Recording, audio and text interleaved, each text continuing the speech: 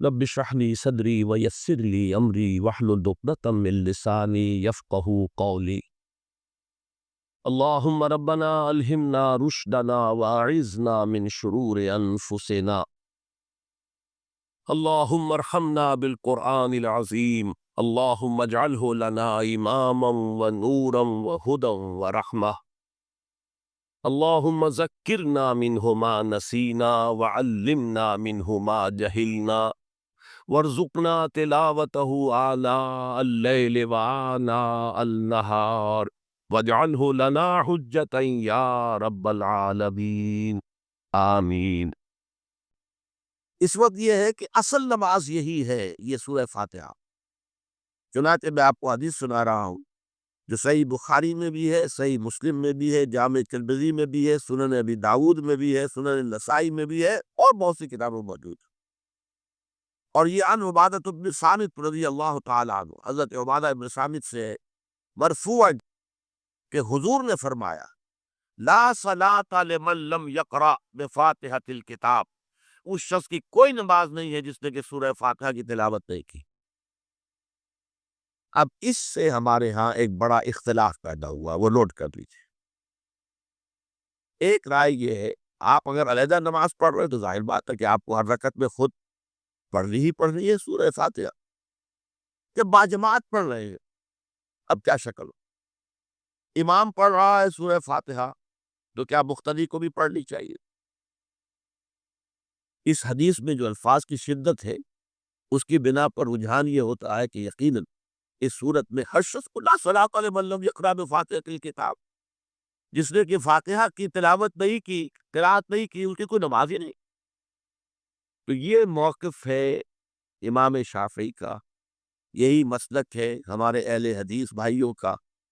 کہ آپ چاہے اکیلے نماز پڑھ رہے ہو، چاہے امام کے پیچھے پڑھ رہے ہو، اور چاہے امام جو ہے وہ جہری رکعت پڑھا رہا ہے اور چاہے سری رکعت پڑھا رہا ہے۔ خاموشی والی رکعت سورہ، آپ کو معلوم ہے کہ اس نماز جو ظہر اور عصر کی ہے وہ چاروں رکعتیں جو ہے وہ سری ہے، مغرب کے اندر آ کر دو جہری ہیں ایک سری ہے، عشاء میں آ کر دو جہری ہیں دو سری ہیں، سورہ اور نماز فجر کے اندر دونوں جو ہیں وہ جہری ہے۔ تو چاہے جہری ہو چاہے سری ہو، آپ کو بھی لازماً جو مقتدی ہے اسے بھی سورہ فاتحہ پڑھنی ہوگی۔ اب اس کے لیے انہوں نے یہ طریقہ جو ہے تلقین کیا ہے کہ امام تیزی سے نہ پڑھے، رک رک کر پڑھے الحمدللہ رب العالمین،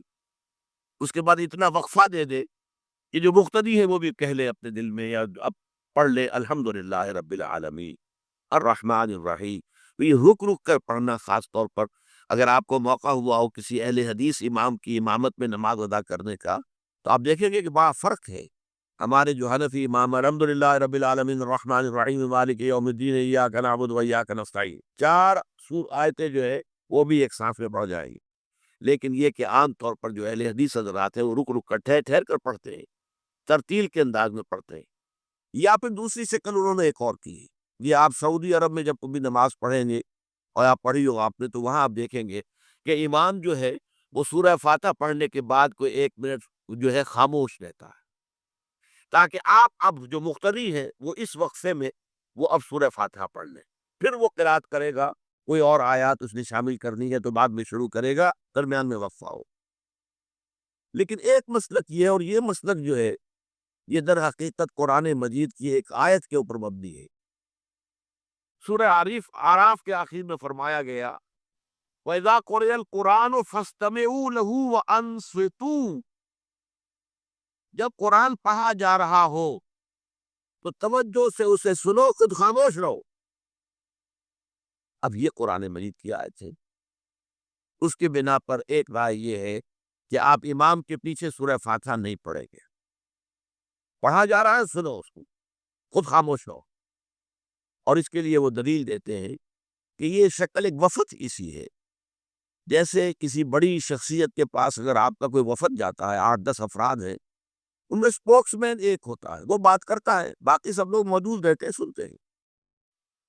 اسی طریقے سے امام جو ہے وہ گویا کہ آپ کا نمائندہ ہے، اور وہ پڑھ رہا ہے الحمدللہ رب العالمین الرحمن الرحیم مالک یوم الدین، تو امام کی قرات ہی آپ کی بھی قرات ہو گئی۔ گویا کہ اس آیت سے، اس حدیث سے اختلاف نہیں ہے، اس کی تعبیر سے اختلاف ہے کہ امام کا قرات کر لینا در حقیقت مقتدیوں کی طرف سے بھی قرات ہے۔ اس میں جو حنفی مسلک ہے وہ بہت سخت ہے، اور وہ یہ ہے کہ چاہے سری نماز ہو اور چاہے جہری ہو، ہر کسی بھی حالت میں مقتدی جو ہے وہ سورہ فاتحہ نہیں پڑھے گا۔ اب اس میں ذرا سا سوال پیدا ہوتا ہے کہ جہری رکعت میں تو اس آیت کا اطلاق ہو جائے گا کہ وَإِذَا قُرِئَ الْقُرْآنُ فَاسْتَمِعُوا لَهُ وَأَنصِتُوا، سری میں تو اس آیت کا اطلاق نہیں ہوتا۔ بہرحال یہ مسلک ہے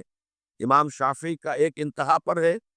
ہر صورت میں سری ہو یا جاری ہو آپ کو پڑھنی ہی پڑھنی ہے، اور امام ابو حنیفہ دوسری انتہا پر ہے کہ چاہے سری ہو چاہے جاری ہو کسی شکل میں نہیں پڑھتا۔ امام مالک کا مسلک ہے درمیان میں، اور میں اس میں کوئی جھجک محسوس نہیں کرتا کہ میں آپ کے سامنے عرض کر دوں کہ میں اس پر عمل پیرا ہوں۔ وہ کیا ہے؟ جہری نماز میں خاموش رہو اور سنو، اس آیت کا اطلاق ہو جائے گا جب بلند آواز سے پڑھ رہا ہے امام تو پوری توجہ، فَاسْتَمِعُوا لَهُ، اپنی پوری توجہ کو اس کے سننے کے اوپر مرکوز کر دو اور خود خاموش رہو۔ سری رکعت میں البتہ جبکہ وہ بھی خاموشی سے پڑھ رہا، آپ بھی خاموشی سے پڑھ۔ بہرحال ان چیزوں میں نے یہ سب کو بیان کیا ہے، تو اس سے جو میرا مقصود ہے وہ یہ ہے کہ معلوم ہو جائے کہ اس میں کوئی بڑی بنیادی بات نہیں ہے، نہ یہ کہ جو حنفی ہیں وہ اس حدیث کا انکار کرتے ہوں کہ لا صلاۃ لمن لم یقرأ بفاتحۃ الکتاب، کیسے بھی انکار کریں گے،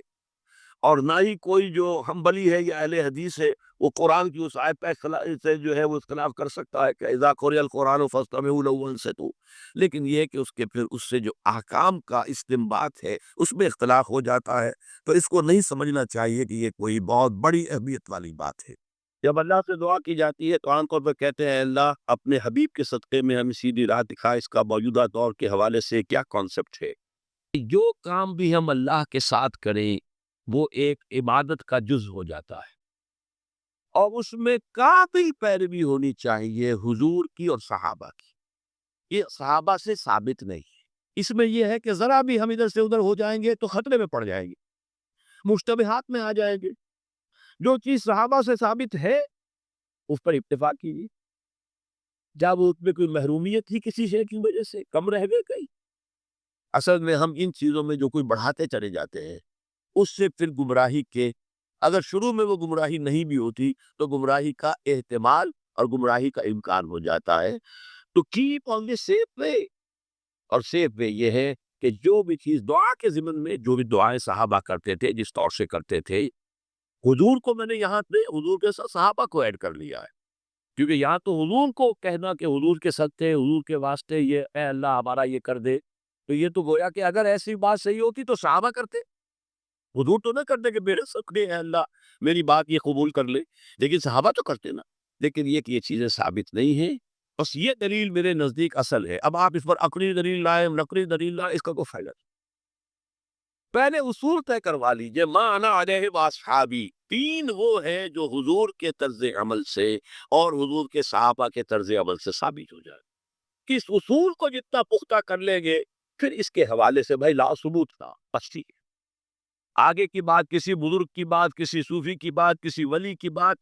کوئی شے دلیل نہیں ہے دین میں۔ کسی دلیل، کسی دینی بات کوئی مزید وضاحت کے لیے کوئی شے ہو یا سائنس کی بات ہو، اس کا کوئی ثبوت حدیث سے ثابت ہونا ضروری نہیں ہے۔ حضور سائنس پڑھانے نہیں آئے تھے، وہ فلسفے کا مسئلہ ہو، دین کی بات، عقیدے کی بات، عبادت کی بات، اور دعا جو ہے وہ خل عبادہ ہے، عبادت کا جوہر ہے، اس پہ